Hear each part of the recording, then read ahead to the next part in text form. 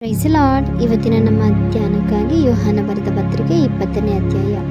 ವಾರದ ಮೊದಲನೆಯ ದಿನದಲ್ಲಿ ಮಗ್ದಲೇನ ಮರಿಯಳು ಮುಂಜಾನೆ ಇನ್ನು ಕತ್ತಲೆ ಇರುವಾಗಲೇ ಸಮಾಧಿಯ ಬಳಿಗೆ ಬಂದು ಸಮಾಧಿಯ ಕಲ್ಲು ಅಲ್ಲಿಂದ ತೆಗೆದಿರುವುದನ್ನು ಕಂಡಳು.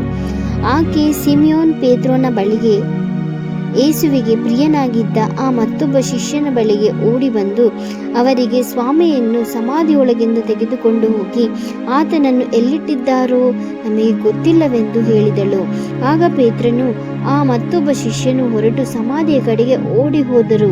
ಅವರಿಬ್ಬರು ಜೊತೆಯಾಗಿ ಓಡಿದರು.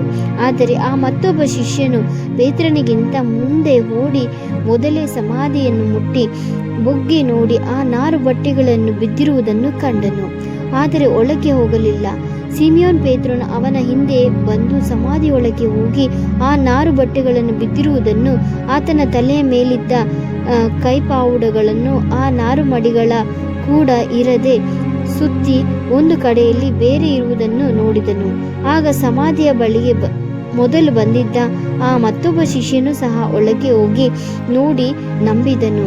ಆತನು ಸತ್ತ ಮೇಲೆ ಜೀವದಿಂದೆದ್ದು ಬರಬೇಕಾಗಿ ಶಾಸ್ತ್ರದಲ್ಲಿ ಬರೆದಿರುವ ಮಾತು ಅವರಿಗೆ ಇನ್ನೂ ತಿಳಿದಿರಲಿಲ್ಲ.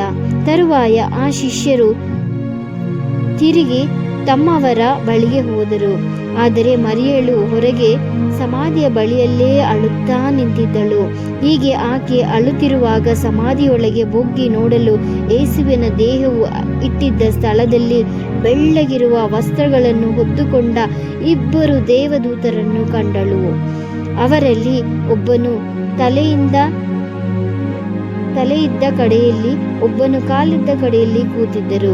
ಅವರು ಆಕೆಯನ್ನು, ಅಮ್ಮ, ನೀನು ಯಾಕೆ ಅಳುತ್ತಿ ಎಂದು ಕೇಳಲು ಆಕೆ, ನನ್ನ ಸ್ವಾಮಿಯನ್ನು ತೆಗೆದುಕೊಂಡು ಹೋಗಿದ್ದಾರೆ, ಆತನನ್ನು ಎಲ್ಲಿ ಇಟ್ಟಿದ್ದಾನೆಂದು ನನಗೆ ಗೊತ್ತಿಲ್ಲ ಅಂದಳು. ಇದನ್ನು ಹೇಳಿ ತಿರುಗಿಕೊಂಡು ಯೇಸು ನಿಂತಿರುವುದನ್ನು ಕಂಡಳು. ಆದರೆ ಆತನು ಯೇಸು ಅಂತ ಆಕೆಗೆ ತಿಳಿದಿರಲಿಲ್ಲ. ಯೇಸು ಆಕೆಯನ್ನು, ಅಮ್ಮ, ಯಾಕೆ ಅಳುತ್ತಿ? ಯಾರನ್ನು ಹುಡುಕುತ್ತಿ ಎಂದು ಕೇಳಲು ಆಕೆ ಆತನನ್ನು ತೋಟಗಾರನೆಂದು ನೆನೆಸಿ ಆತನಿಗೆ, ಅಯ್ಯ, ನೀನು ಆತನನ್ನು ಎತ್ತುಕೊಂಡು ಹೋಗಿದ್ದರೆ ಎಲ್ಲಿ ಇಟ್ಟಿದ್ದೀಯಾ ಎಂದು ನನಗೆ ಹೇಳು, ನಾನು ತೆಗೆದುಕೊಂಡು ಹೋಗುತ್ತೇನೆ ಎಂದು ಹೇಳಿದಳು. ಯೇಸು ಆಕೆಗೆ, ಮರಿಯಳೇ ಎಂದು ಹೇಳಿದನು.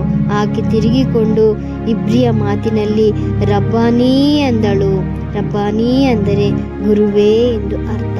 ಯೇಸು ಆಕೆಗೆ, ನನ್ನನ್ನು ಹಿಡಿಯಬೇಡ, ಯಾಕೆಂದರೆ ನಾನು ಇನ್ನೂ ತಂದೆಯ ಬಳಿಗೆ ಏರಿ ಹೋದವನಲ್ಲ.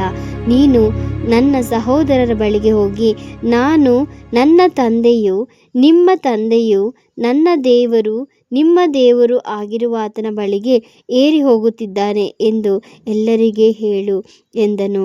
ಮಗ್ದಲೇನ ಮರಿಯಳು ಕೂಡಲೇ ಓಡಿ ಹೋಗಿ ಎಲ್ಲರ ಬಳಿಯಲ್ಲಿ ಯೇಸು ಸ್ವಾಮಿ ಎದ್ದಿರುವುದ ಕುರಿತಾಗಿ ಹೇಳಿದಳು. ಆಮೇನ್.